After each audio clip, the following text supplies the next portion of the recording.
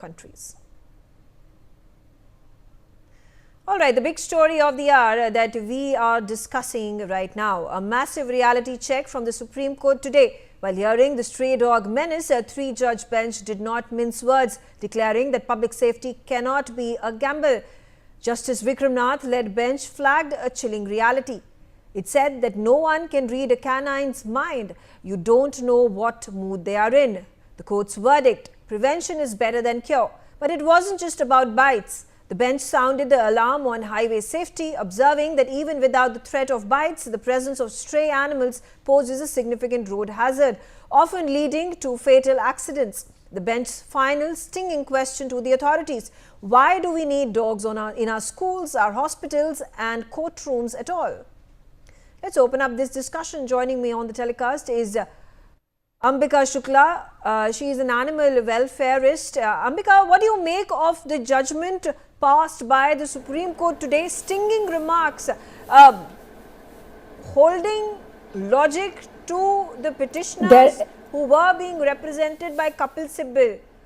How can one gauge when the animal is going to decide whether to bite a human or not to bite? And with the argument that had been put forth by Kapil Sibal, saying that the strays, if they are going to bite people in the area, in the compound that they are roaming around in, or they have the propensity or are likely to bite them, then they should be taken to the dog centers and they should be sterilized and then released back into the same compound where their habitat is. To which the Supreme Court has said that all that remains now, it seems, is to counsel the dogs as to whether they should, in fact, counsel the dogs that they should not bite humans. Do you think that's possible?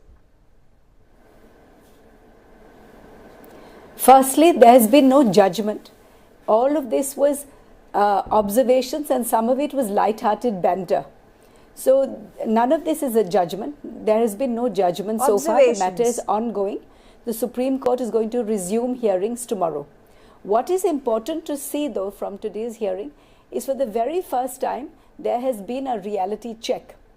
The Maharashtra government, in its affidavit to the Supreme Court in this matter, has clearly stated that it does not have any sheltering capacity in order to comply with the order. It is said it cannot comply with the order as it does not have the capacity. And several other states have agreed. And this is actually the truth. On ground, there is not one single municipal shelter in India. And there is a reason for that. For 25 years, the government policy has been sterilize, vaccinate and release. So there has been no cause for any shelters. So there are no shelters. So you cannot overnight make a direction to pick up dogs and put them into shelters when the shelters do not exist. And the states have said that they do not have these shelters.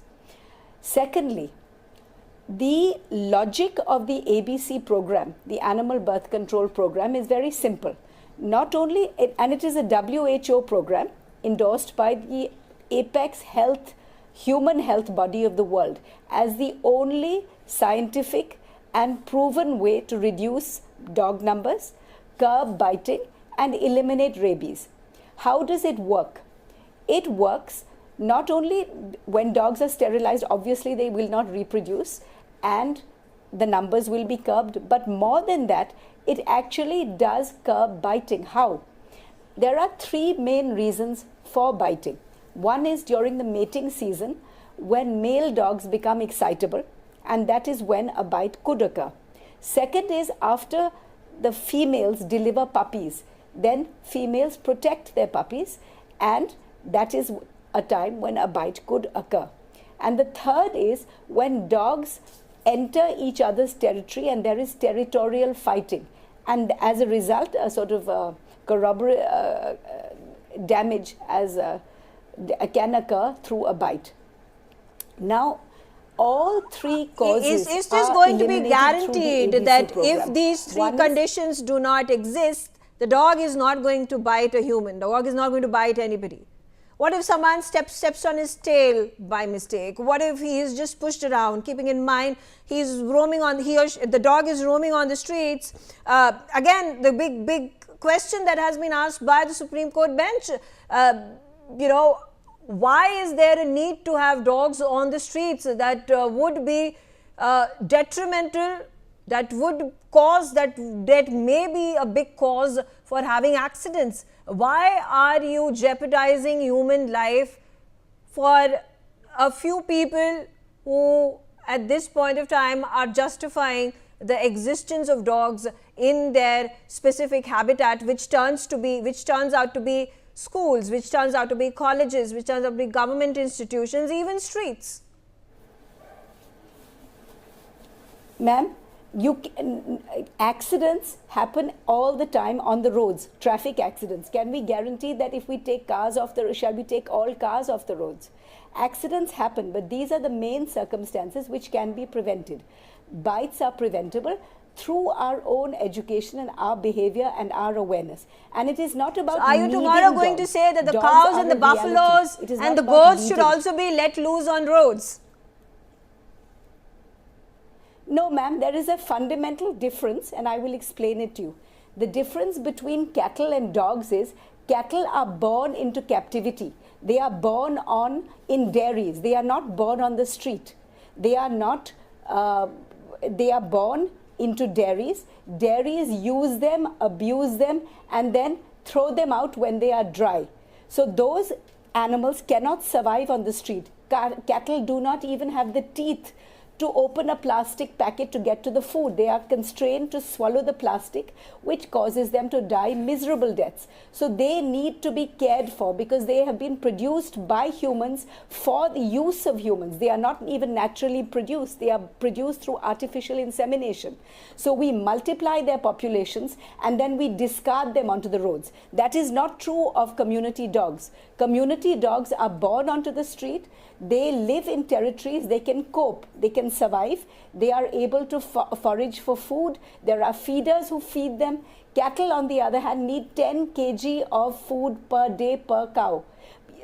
Most people cannot afford that. But okay, I would just want to put out that statement. I want to repeat what the Supreme Court bench today just said. Just because the government is not working properly in implementing the ABC rules, should the common man be left to suffer? I'm going to get my other panelists into the conversation as well. I have with me Bhupender Singh. He is a dog attack victim. Bhupender, shed more light into the incident that took place and the problems that you had to go through.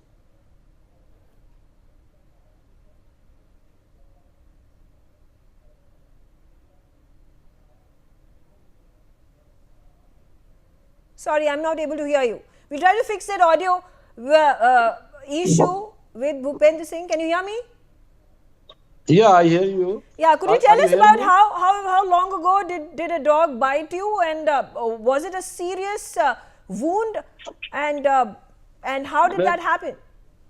No, we have facing problems everywhere in our society, in road, in park. We are not against the dog, but we want to live just like a dog.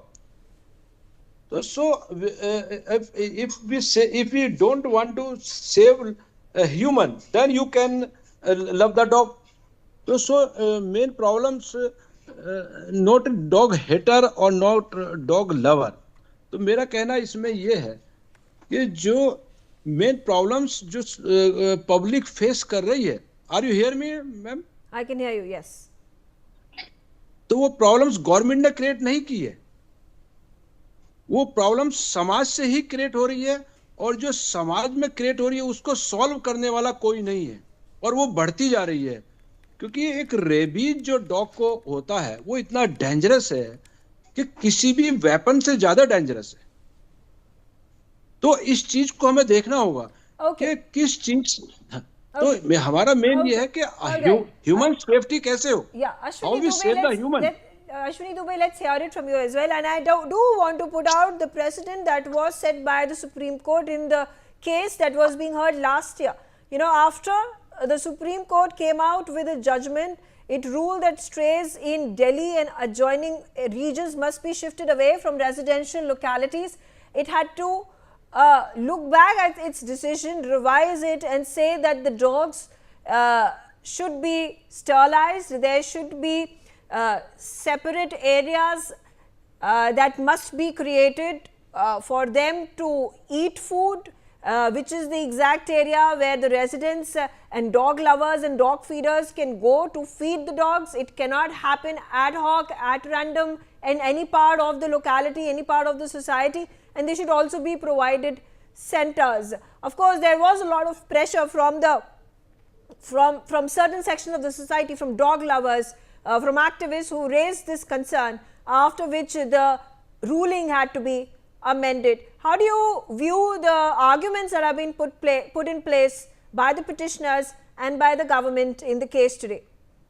Megha, thank you very much for having me here.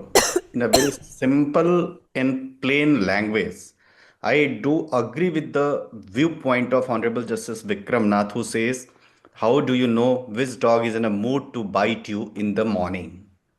Number two, Justice Mehta flagged off the issue that two of the judges of Rajasthan High Court was beaten by the dogs and one of them has still not recovered. Number three, the Supreme Court asked all the stakeholders, the state governments, chief secretaries, and relevant authorities, municipalities to ensure that the dogs are removed from the public places, schools, educational institutions, highways. Despite that, nothing has come forward. Now, very simple question, as you pointed out, that in a gated society, which would be a designated place to feed the dogs, is just on paper.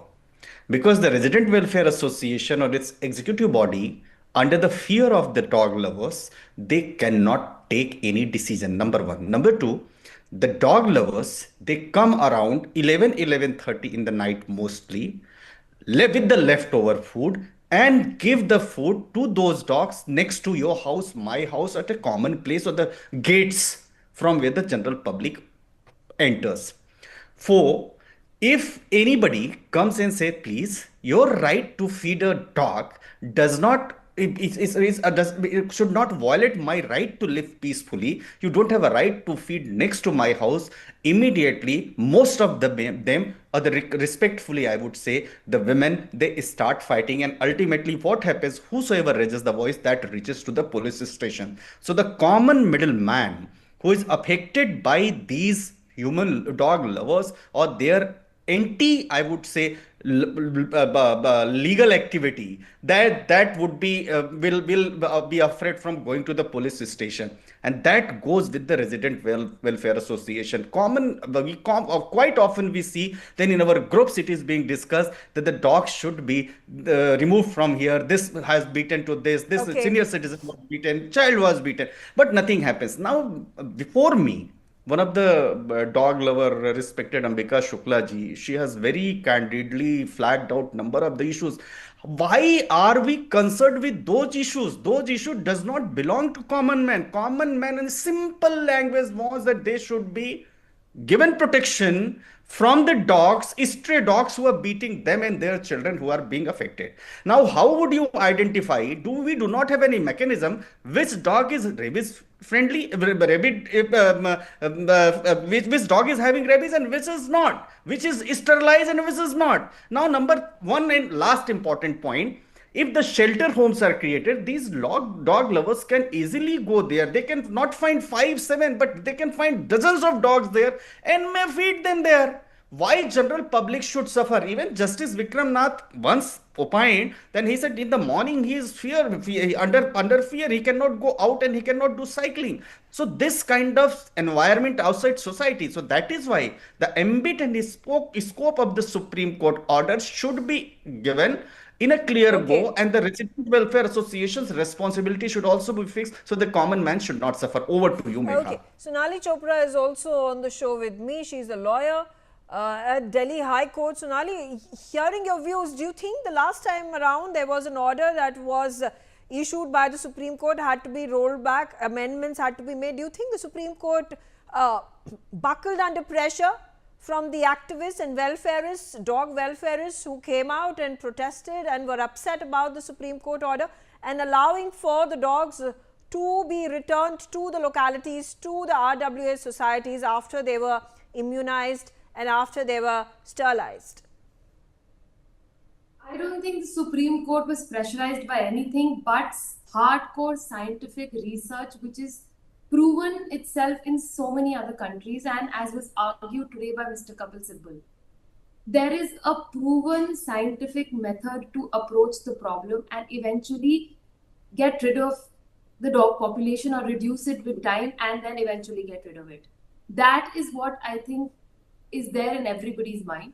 There cannot be an overnight solution to this problem. No matter what order is passed, what direction is given, there is no overnight solution. The actual solution is a timely scientific method of, as Ambika ma'am said, capture, sterilize, vaccinate, and then release. That is the only way. There is no pressure. There is no animal lover. There is no animal hater. Again, like Mr. Sibal said, this is not adversarial. This is where everybody is keeping their issues. Animal lovers or so-called animal lovers are stating the side of the dogs or the animals who can't speak for themselves. So someone needs to step up and speak for themselves, for them. And the so-called animal haters are putting the point of humans and the fear that there is in the humankind today.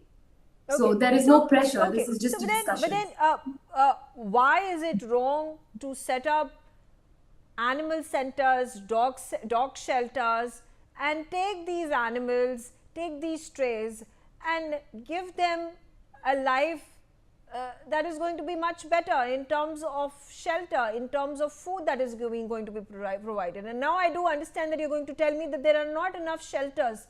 The system at this point of time is not equipped to handle the population of dogs in any city.